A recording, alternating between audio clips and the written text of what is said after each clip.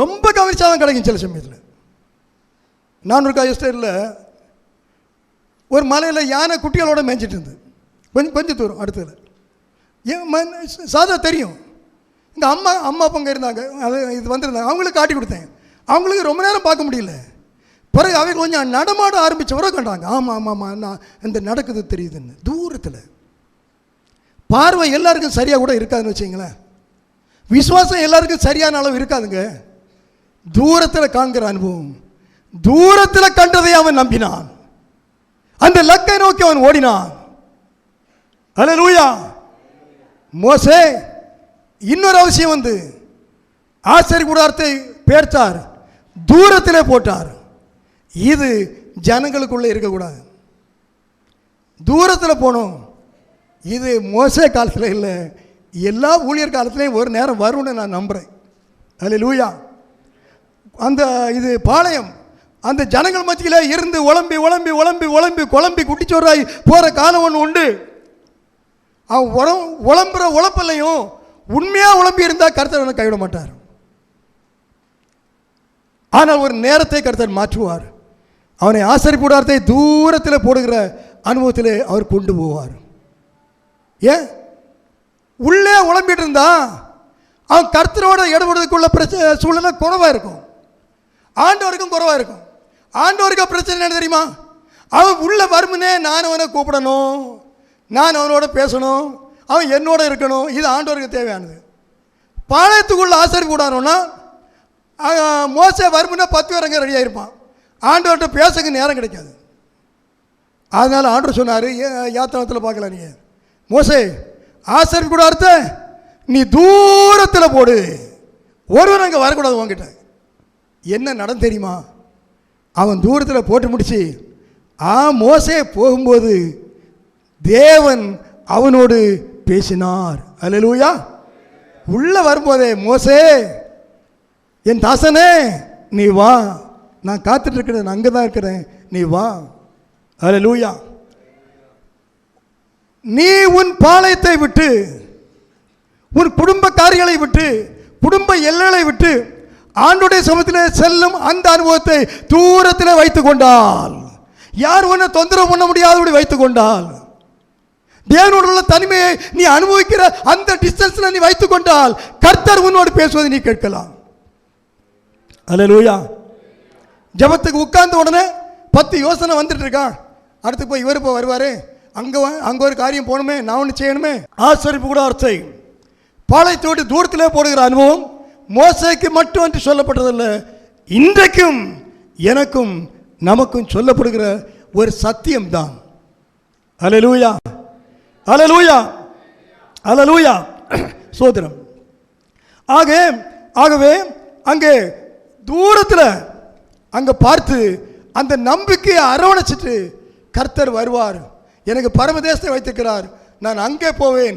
இந்த உலகத்தில் எனக்கு அவர் தந்ததெல்லாம் ஒன்றும் இல்லை, நான் அந்நியனும் பரதேசியமாக இருக்கிறேன், கூடார வாசி. நான் கூடார வாசிங்க. கூடார பண்டிகைன்னு ஒன்று இருக்குது தெரியுமா? அந்த கூடார பண்டிகை நித்திய நியமமாக நீ ஆசரின்னு கர்த்தர் சொல்லியிருக்கிறார். நித்திய நியமம்னா அவன் வாழ்க்கை உள்ள ஆசரி. வருஷத்தில் 7 நாள் நீ கூடாரத்தில் தங்கு, அப்போ தான் உனக்கு நீ உனக்கு ஆவிக்குரிய வாழ்க்கையை மெயின்டைன் பண்ண முடியும். அல்லேலூயா. ஒரு பழைய பாட்டு உண்டு, கூடார வாசிகள் ஆகும் நமக்குங்கு வீடென்று நாடென்றும் சொல்லலாமோ. எத்தனை பேர் தெரியும்? கூடாரவாசிகள் ஆகும் நமக்குங்கு வீடென்றும் நாடென்றும் சொல்லலாமோ. கூடாரவாசிகள் ஆகும் நமக்குங்கு வீடென்றும் நாடென்றும் சொல்லலாமோ. கைவேலை அல்லாத வீடொன்றை மேலே நான் செய்வேன் என சொல்லி போகலையோ. கைவேலை அல்லாத வீடொன்றை மேலே நான் செய்வேன் என சொல்லி போகலையோ. ஆனந்தமே பரமானந்தமே இயேசு அண்ணலை அண்டீனோர்க்கு ஆனந்தமே. இயேசு அண்ணலை அண்டீனோர்க்கு ஆனந்தமே. அல்லேலூயா. மோசே ஆண்டவர் எங்கே போக சொன்னார் என்று தெரிந்து அவன் போனான். ஆபிரகாம் எங்கே போக சொன்னார் என்று தெரியாமலே அவன் புறப்பட்டான். ஆனால் இன்று நாம் எங்கே போவோம் என்று அவர் சொல்லி இருக்கிறார். நாம் இன்று தெரிந்து பயணிக்கிறவர்களாக இருக்கிறோம். ஸ்தோத்திரம். ஆபிரகாம் மோசே 2 பேருள்ள வித்தியாசம். அது தெரியாது, இவனுக்கு தெரியும். ஆனால் தைரியம் போனாங்க. எவ்வளவோ பிரச்சனை, எவ்வளவோ இது வழியில் தொல்லைகள், ஆனாலும் அவர்கள் விசுவாசத்தோடு அவர்கள் நடந்தார்கள். எபிரேயர் 11:13 மீண்டும் ஞாபகப்படுத்துகிறேன். அவர்கள் விசுவாசத்தோடு மரித்தார்கள். விசுவாசத்தோடு உண்மையாக சில அனுபவங்களில் சிலருடைய மரணங்களை பார்க்கும்போது அவங்க அதுக்காக ரொம்ப பயப்படுறதில்லை. ஐயோ மறிச்சு போவேன் இல்லை, ஒரு மாற்றத்துக்கு எதிர்பார்க்கிறவங்கள போல நான் சிலரை பார்த்துருக்கேன். ஆமாம், இது ஆண்டவர் எப்போ கூட்டு போவான்னு இருக்கிறேன். அங்கே போகிறவங்க ஆயத்தமாக இருக்கிறத நான் பார்த்துருக்கேன். ஆமாம், ஒரு உண்மையான ஒரு தேவனோடுள்ள உறவு உள்ளவர்களுக்கு அப்படி தான் இருக்கும்னு நான் நம்புகிறேன். வீட்டை பற்றியெல்லாம் ரொம்ப கவலை இருக்காதுன்னு நான் நம்புகிறேன். இருக்காது.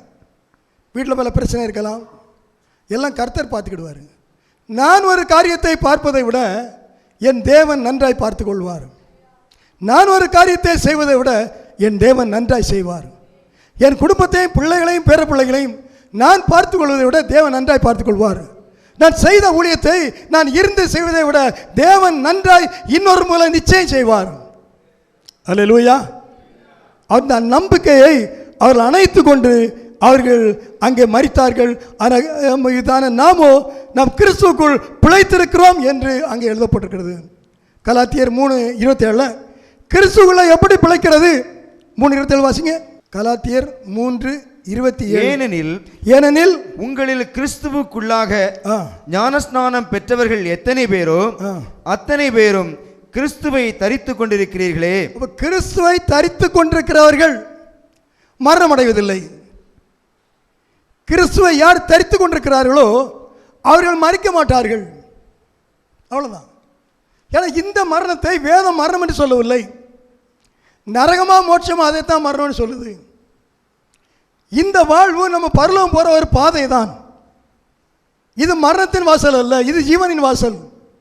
நரகத்துக்கு போறவங்களுக்கு மரணத்தின் வாசல், சபைக்கோ அது ஜீவனின் வாசல். பாதாளத்தின் வாசலை அடைத்து ஜீவனுக்குரிய வாசல், அதுதான் நம்முடைய வாழ்க்கை. சோதரம், நீங்கள் கிறிஸ்துவை தரித்து கொண்டிருக்கிறீர்களே. அதில் 29ஆம் வசனத்தை வாசிங்கன்னா நான் வாசிக்கிறேன்.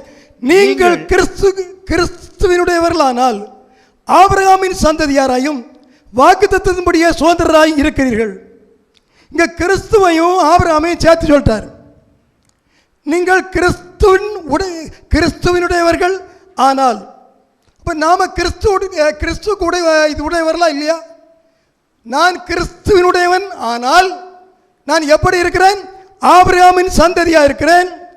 இயேசு கிறிஸ்துவின் சுதந்திரவாளியா இருக்கிறேன். அல்லேலூயா. ஆபிரகாமின் அந்த காலத்தில் ஆபிரகாமும் அவரோடு உள்ளவர்களும் விசுவாசத்தோடு மரித்தார்கள். ஆனால் இயேசு கிறிஸ்துவின் காலத்துக்கு பின்பு நான் ஆபிரகாமின் சந்ததியும் அந்த விசுவாச மார்க்கத்தில் வந்தவனா இருக்கிறேன். ஆனால் கிறிஸ்துவின் சுதந்திரனா இருக்கிறேன். ஆபிரகாம் அந்த அறிந்து கொள்ள முடியாத அந்த மேன்மையான காரியத்தை, அந்த சுதந்திரத்தை இயேசு கிறிஸ்துவின் சிலுவை மரணத்தினாலே நம்மை அவர் ஆசீர்வதித்து அதை தந்திருக்கிறார். இயேசு கிறிஸ்துவினாலே நாம் நம்பிக்கையோடு மறிக்க வேண்டியவர்கள் அல்ல, இந்த வாழ்க்கையிலே உயிரோடு இருக்கிறவர்களாய் கர்த்தர் நம்மை வைக்க விரும்புகிறார்.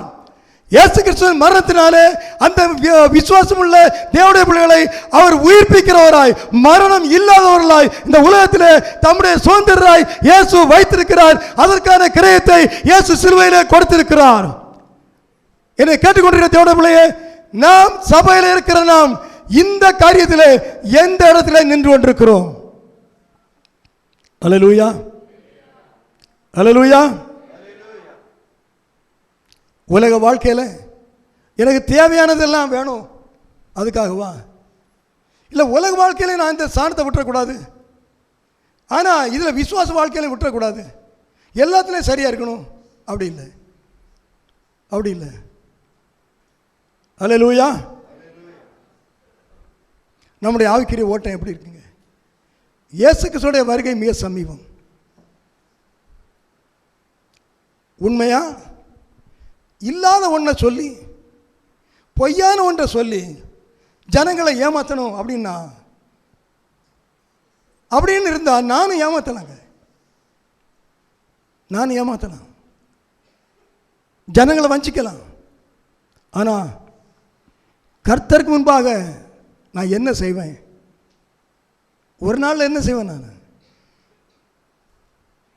இன்று நடைபெறுகிற காரியங்களை நான் நினைக்கவில்லை.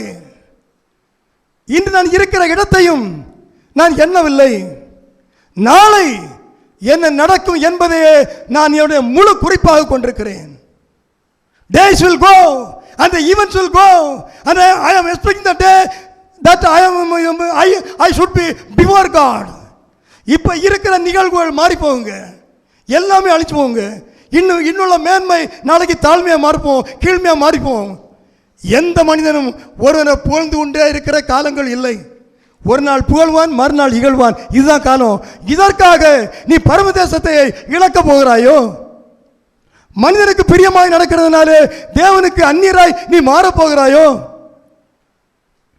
ஆபிரகாம் எதையுமே அடையாட்டாலும் எல்லாம் இருந்தாலும் ஒன்றுமில்லை என்று சொல்லி அவன் இல்லாதவரை போல, பரதேசியை போல, அந்நியன் என்று சொல்லி அவன் விசுவாசத்தோட மரித்தான்.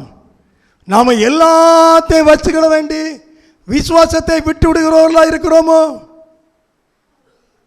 அல்லேலூயா, அல்லேலூயா.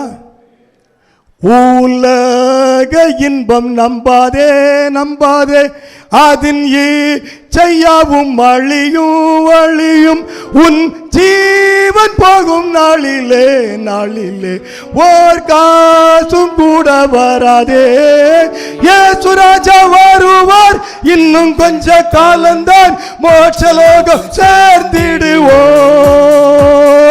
இயேசு ராஜா வருவார், இன்னும் கொஞ்ச காலம்தான், மோட்சலோகம் சேர்ந்திடுவோம். பாவியான என்னையும் என்னே சரியத்து கொண்டாரே. ஓ பாவி நீயும் ஓடிவா தேவா சீர்வாதம் பெறுவாய். இயேசு ராஜா வருவார், இன்னும் கொஞ்ச காலம்தான், மோட்சலோகம் அல்லேலூயா. இயேசு ராஜா வருவார், இன்னும் கொஞ்ச காலம்தான், மோட்சலோகம் அல்லேலூயா. எப்படி இந்த நியாயப்பிரமாணத்தின் காலத்தில் அவன் நியாயப்பிரமாணத்தினாலே பூர்ணமாக்கப்பட்ட அந்த ஆபிரகாம் ஏன் ஒன்றை காணாமல் அவன் விசுவாசத்தோடு அனைத்து மரித்து போனான்?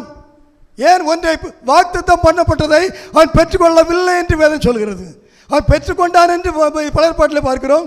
புதிய பாட்டில் அவன் வாக்குத்தத்தம் பண்ணதை பெற்றுக்கொள்ளல. அப்படியானால் புதிய ஏற்பாடு காலத்தில் நாம் எப்படி பெற்றுக்கொண்டோம்? ஆபிரகாம் ஏன் பெற முடியல? அவனுக்காக அன்று பாவங்களுக்காக மிருகங்கள் பலியிடப்பட்டது, நிவர்த்தி இல்லை. இன்று எப்படி நாம் பெற்றுக்கொள்கிறோம்? இன்று இயேசு நமக்காய் மரித்தார், என் பாவங்களை அவர் ஏற்றுக்கொண்டார். உன் கடனெல்லாம் நான் அடைக்கப்பான்னு சொன்னார், உன் பழியெல்லாம் நான் தான் சொன்னார். அவர் ஏற்றுக்கொண்டார். அவர் ஏற்றுக்கொண்டபடினாலே அதில் யார் விடுதலை அடைகிறார்கள்? ஜாக்கிரதை. அல்லேலூயா. இயேசு கிறிஸ்துவை சிலுவையிலே அறைந்த போது அதை கண்டோரிலே விடுதலை அடையவில்லை, எல்லாருமே ஓடிட்டாங்க. ஆனால் அந்நிய ஒருத்தன் சொன்னா இவர் மெய்யான தேவகுமாரன். இருக்கட்டும், அது கடந்த காலம். இன்றைக்கு நியாயப்பிரமாணத்தின் காலத்தை விட்டு வெளியேறி கிருபையின் காலத்தின் ஆசீர்வாதத்தை யார் பெற்றுக்கொள்கிறார்கள்? மீண்டும் சொல்கிறேன், நியாயப்பிரமாணத்தின் கால அனுபவங்களை தாண்டி கிருபையின் கால, இயேசு கிறிஸ்துவின் கால ஆசீர்வாதங்களை யார் பெற்றுக்கொள்கிறார்கள்?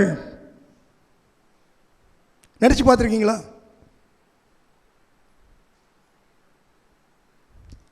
வசனம் சொல்லுகிறது, தன் பாவங்களை மறக்கிறவன் வாழ்வடைய மாட்டான், அறிக்கை செய்து விட்டு விடுகிறவனோ இரக்கம் வருவான். நாம நம்ம பாவங்களை மறைக்கிறவர்களா இருக்கிறோமா? அறிக்கை செய்து விட்டு விடுகிறவர்களா இருக்கிறோமா? யாருக்கும் மரண பயம் வராது, யாருக்கும் மரணம் அல்ல இந்த உலகத்தில். அறிக்கை செய்து விட்டுவிடுவர்களுக்கு மரண பயம் இல்லை. அவங்க மறிக்க மாட்டாங்க. பாவம் இருந்தால் தான் மறிப்பாங்க. பாவம் அறிக்கை செய்து விட்டா போயிடும். அறிக்கை செய்து விட்டவர பாவம் மேற்கொள்ளாத அவனுக்கு மரணம் இல்லை, அவன் மறிக்க மாட்டான். அதான் சொன்னார் ஆண்டவர்.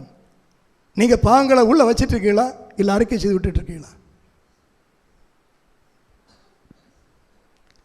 என்ன பாஸ்டர் இப்படியெல்லாம் கேட்குறீங்க? பிரயோஜனமாக கேட்குறேன்னு எனக்கு ஒரு பக்கம் சந்தோஷம் தான் இருக்கு.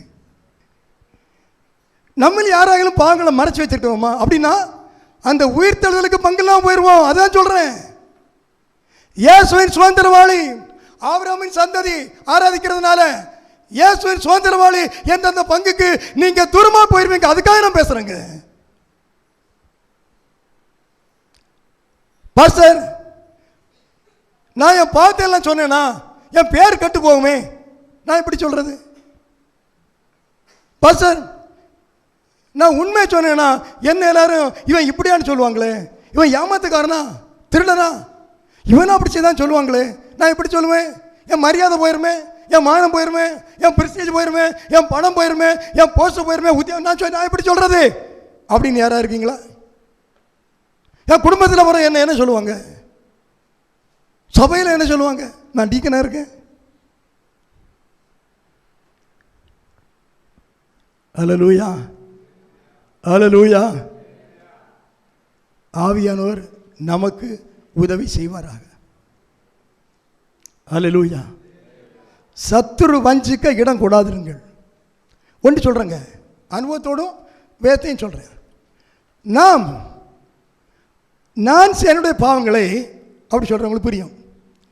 தேவனிடம் அறிக்கை செய்து விட்டு விடுகிறேன் என்று சொன்னால் அது சரிதான்.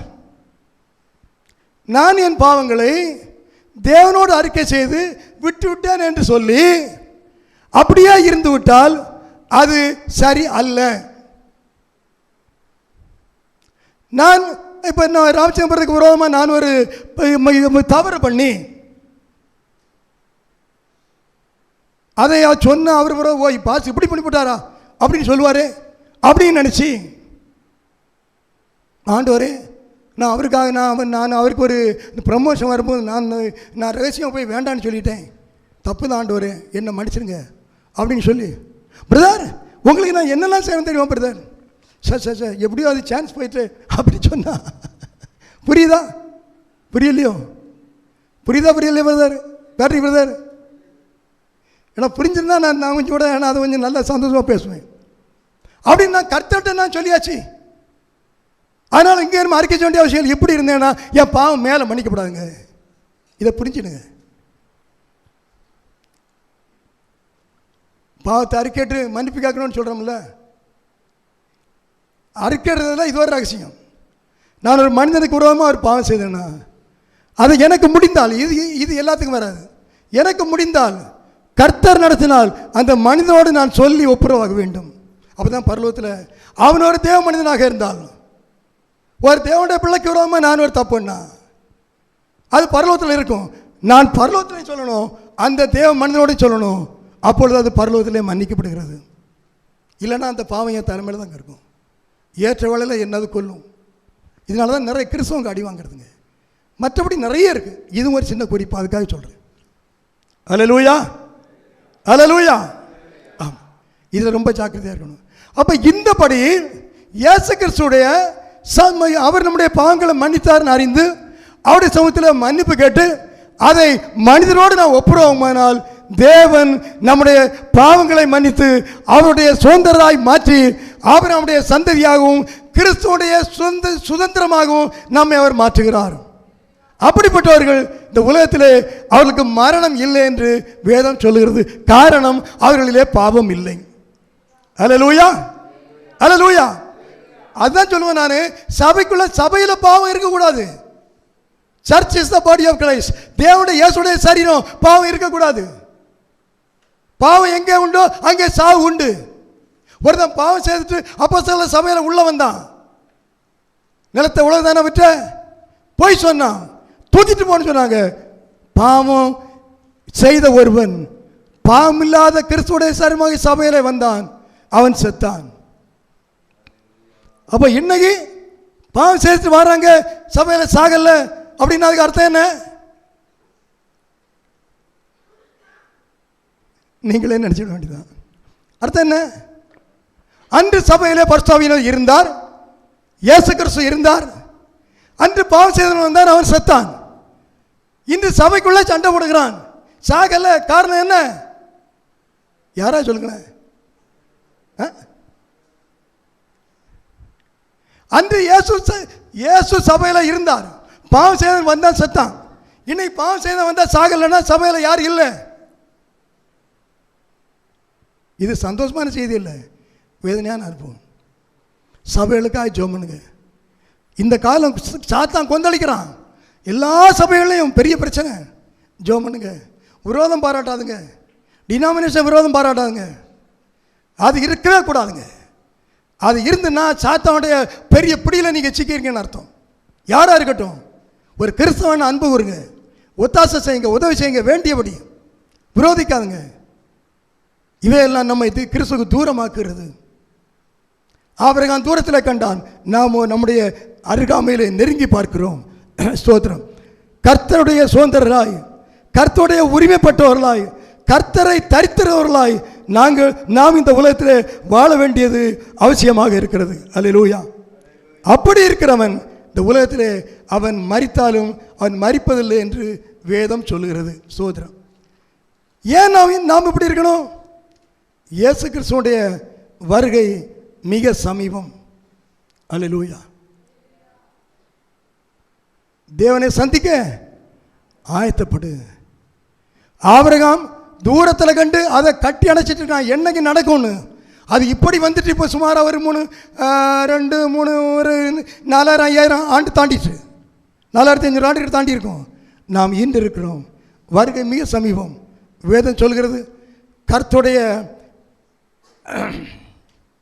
இயேசுவானவர் மரித்த பின்பு எழுந்தார் என்று விசுவாசிக்கிறோமே, அப்படியே இயேசுக்குள் நித்திரை அடைந்தவர்களையும் தேவன் அவரோட கூட கொண்டு வருவார். ஒரு நாளில் திடீரென்று இயேசு கிறிஸ்து பரிசுத்தவான்களோடு மத்திய ஆயத்தில் இறங்கி வருவார். அது நடைபெறுகிற காலங்களிலே நாம் இருக்கிறோம். நான் அதை நம்புகிறேன். வருகையை நம்பாதபடி ஒருவன் மனசாட்சியோடு கிறிஸ்தவ வாழ்க்கை வாழ முடியாதுங்க. அல்லேலூயா, அல்லேலூயா. தெரியாமல் நிறைய பேர் பெரிய பாக்கியத்தை இழந்து போகிறாங்க. போட்டோம். தெரிந்து நாம் இழந்து போவோமானால் நம்மை போல துர்ப்பாக்கியசாலி யாரும் இருக்க முடியாதுங்க. கர்த்தருடைய வார்த்தையை முன்னிட்டு நான் உங்களுக்கு சொல்வதாவது, கர்த்தருடைய வருகை மட்டும் உயிரோடு இருக்கும் நாம் நித்திரையடைந்தவர்களுக்கு முந்திக் கொள்வதில்லை. மத்திய ஆகாசத்திலே இயேசு வருவார். அப்பொழுது முதலாவது மரித்தவர்கள், கிறிஸ்துவில் மரித்தவர்கள் உயிரோடு எழும்புவார்கள். புதிய சரீரம், புதிய ஆவியோடு எழும்புவார்கள். அதன் பின்பு நாம் உயிரோடு இருக்கிற நாமும் இதுக்கிடையில் என்ன நடக்கும்? கர்த்தர் தாமே ஆர்வாரத்தோடும் பிரதான தூண்ட சத்தத்தோடும் தேவ எக்காலத்தோடும் வானத்திலிருந்து இறங்கி வருவார். அப்பொழுது கிறிஸ்துக்குள் மரித்தவர்கள் முதலாவது எழுந்திருப்பார்கள். பின்பு உயிரோடு இருக்கும் நாமும் கர்த்தருக்கு எதிர்கொண்டு போக மேகங்கள் மேல் அவர்களோட கூட ஆகாயத்தில் எடுத்துக்கொள்ளப்பட்டு இவ்விதமாய் எப்பொழுதும் கர்த்தருடனே கூட இருப்போம். அல்லேலூயா, அல்லேலூயா. இதெல்லாம் இப்போ மரணத்துக்கு மட்டும் வாசிக்கிற செய்தியாக மாறி போச்சு. மாதத்துக்கு ஒரு முறையாவது ஆலயங்களில் சொல்லப்பட வேண்டிய செய்தி, அல்லது அதிகமாக சொல்லப்பட வேண்டிய செய்தி. பிரியமானவர்களே, இயேசு கிறிஸ்து அவர் எப்படி எடுத்துக்கொள்ளப்பட்டாரோ அப்படியே மீண்டும் வருவார்னு தூதர் சொல்லிட்டாங்க. அன்னைக்கு 500 பேருக்கு அதிகமாக நிற்கிறாங்க. இயேசு கிறிஸ்து அப்படியே எல்லாம் சொல்லிட்டு போகிறார் மேலே. ஐயோன்னு சத்தம் போடுறாங்க. ஏன் சத்தம் போடுறாங்க? கலிலேயா மனுஷனை ஏன் சத்தம் போடுறீங்க? எப்படி ஏறி போனாரோ அப்படியே இறங்கி வருவார். அல்லேலூயா. யோசிச்சு பார்க்குறீங்களா? ஒரு நாட்டில் நம்ம பிள்ளைகள் வரணும்னா எவ்வளோ ஒரு எதிர்பார்க்குறீங்க? நாம் எவ்வளோ எதிர்பார்க்குறோம்? அது நல்லது. இயேசு கிறிஸ்து வருவதை ஆயிரக்கணக்கான ஆண்டுகளாய் எல்லாரும், எல்லா ஜீவராசிகளும் எதிர்பார்த்து கொண்டிருக்கிறது. நாம் சபை எதிர்பார்த்து கொண்டிருக்கிறது. மணவாட்டி எதிர்பார்த்து கொண்டிருக்கிறாள். மணவாளனுக்காக இயேசு கிறிஸ்து நிச்சயமாய் ஒரு நாளிலே வருவார். 2 பேர் மாவரைப்பார்கள். ஒருதி எடுத்துக்கொள்ளப்படுவாள், ஒருதி நரகத்துக்கு போவாள். ஒரே படுக்கையில் 2 பேர் படுத்திருப்பாங்க. ஒன்று மேலே, ஒன்று நரகம். 10 கன்னிகை போனாங்க. 5 பேர் உள்ள, 5 பேர் வெளியே. அருமையாண்டோட பிள்ளையே, எந்த வைராக்கியம் பாராட்ட எதுவுமே இல்லைங்க. நீயோ நானோ நியாயப்படுத்தி நிலைநிறுத்த வேண்டிய நீதி இந்த உலகத்தில் இல்லை. தேவனுக்கு முன்பாக நான் நீதிமானாக வேண்டிய கடமை மட்டும் எனக்கு உண்டே தவிர எதை நியாயத்திருக்க வேண்டிய அவசியம் எனக்கு இல்லை. இயேசு கிறிஸ்து நிச்சயமாய் வருவார். அவர் வருகிற கடைசி காலங்களில் நாம் இருக்கிறோம். நீ ஆயத்தமாக இருக்கிறாயா? அப்பொழுது ஒன்றும் தெரியாது. நான் இப்படி நினைக்கிறேன், நான் கொஞ்சம் என்ன கற்பனை பண்ணுவேன். நம்ம நல்லா தூங்கிட்டு இருக்க சமயத்தில் சில சத்தங்கள், ஏதோ நாய் பூனை உடனே சத்தம் கேட்டால் ஏதோ ஒரு சத்தம் கேட்கும்ல, அதே போல் கூட நினச்சிங்க. ஒரு சின்ன ஒரு அதிர்வு இருக்கும், ஏதோ ஒரு டிஸ்டர்பன்ஸ் இருக்கும் தூக்கத்தில். அப்படி வச்சுங்களேன், ஆவியில் ஒரு டிஸ்டர்பன்ஸ். அப்போ அந்த மருத்துவங்கள்லாம் எழும்பிடுவாங்க. அடுத்து ஒரு நிமிஷத்தில் நமக்குள்ளே ஒரு சேஞ்ச், என்னன்னு தெரியாது, என்னன்னு தெரியாமல் ஒரு சேஞ்ச், நம்ம மாறிடுவோம். அப்போ இந்த உலகத்தில் உள்ளது மறந்துடும், அதெல்லாம் புரியும். ஆண்டவர் வந்துட்டார், இயேசுவா வந்துட்டாங்க. என்ன செய்வோம்ல, பதட்டம் இருக்காது. அப்படியே கையை காலை பார்ப்போம், சிறகு இருக்குமா இருக்கும், ஒரு வேளை மருவம் ஆயிடுவோம், நினைக்காம பறந்துடுவோம், எல்லாரோட பறந்துடுவோம். அந்த நாள் வெகு சமீபம். எத்தனை கிறிஸ்தவங்க இதை விசுவாசிக்கிறாங்க? அந்த நாள் வெகு சமீபம். மனுஷன் இன்னைக்கு எவ்வளோ அற்புத அடையாளங்களை செய்கிறான்.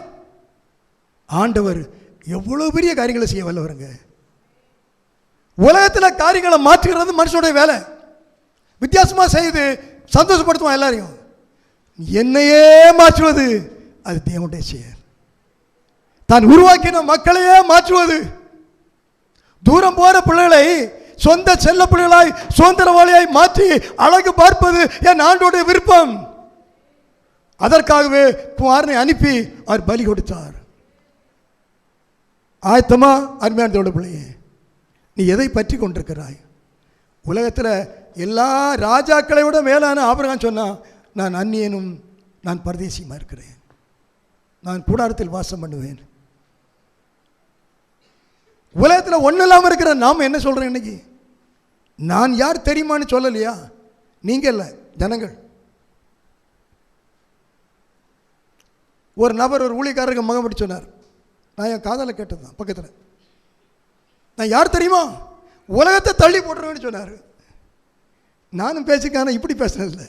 எப்படி உலகத்தை தள்ளி போட்டுருவாரான்? அவ்வளவு திராணி பலன் எல்லாம். உலகம்னா பெரிய உருண்டை தானே, பெரிய பூமி தானே, அதை தள்ளி போட்டுருவாரான் எங்கேயோ. அப்படி பேசினார். சங்கடமான முடிவுகள். அருமையானவர்களே பிள்ளையே, இயேசு கிறிஸ்து தன்னுடைய வார்த்தையில் ஒரு எழுத்தோ எழுத்தில் உருவோ அழியாது. கடைசியிலே ஒரு எக்காலம் தோனிக்கும். அப்பொழுது அவர் தம்முடைய தூதர்களோடு அவர் இறங்கி வருவார். கொரிந்தியரில் அழகாக சொல்வார், இதோ ரகசியத்தை உங்களுக்கு அறிவிக்கிறேன். நாம் எல்லாரும் நித்திரை அடைவதில்லை. அதில் கடைசி எக்காலம் தொடைக்கும் போது ஒரு நிமிஷத்திலே, ஒரு இமைப்பொழுதிலே நம்ம எல்லாரும் மர்வமாகப்படுவோம். எக்காலம் தொடைக்கும். அப்பொழுது மரித்தோர் அழிவில்லாதவர்களாய் எழுந்திருப்பார்கள், நாமும் மர்வமாக்கப்படுவோம். மரணமே உன் கூரெங்க, பாதாளமே உன் ஜெயமெங்க. ஆபிரகாம் இதை அறியாதபடி விசுவாசித்து அணைத்துக் கொண்டு அவன் மரித்தான். பவுல் சொல்லுகிறார், நான் பிழைத்திருக்கிறேன் விசுவாசத்தினாலே. அவன் விசுவாசித்தான், ஆனால் மரித்தான். விசுவாசித்து மரித்தான். இவன் விசுவாசித்து பிழைத்துக் கொடுக்கிறார். நாமும் அப்படித்தான். நாம் ஆபிரகாமின் சந்ததி தான். ஆனால் கிறிஸ்துவாகிய இயேசு கிறிஸ்து இது கிறிஸ்துவுடைய உடன் சுதந்திரவாளிகள். ஆதாம் முதல் மனிதன், இயேசு 2ஆம் மனிதன் இருக்கு. உடன் சுதந்திரவாளிகள்.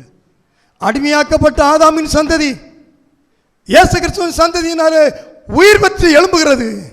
அருமையானவர்களே, நீ அரவணைத்துக் கொண்டிருக்கிற ஒரு விசுவாசியாய் அல்ல, சுதந்திரத்துக் கொண்டிருக்கிற விசுவாசியாய் நீ இருக்கிறாயா? ஆபிரகாம் எல்லாத்தையும் ராஜாவோட பெரியவன் அப்புறம் போட்டு சொல்லிட்டான். நீ அதற்காக ஓடி அலைகிறாயா? இல்லை பரலோகத்தை நாடி நிற்கிறாயா? தேடி நிற்கிறாயா? ஓடி போகிறாயா?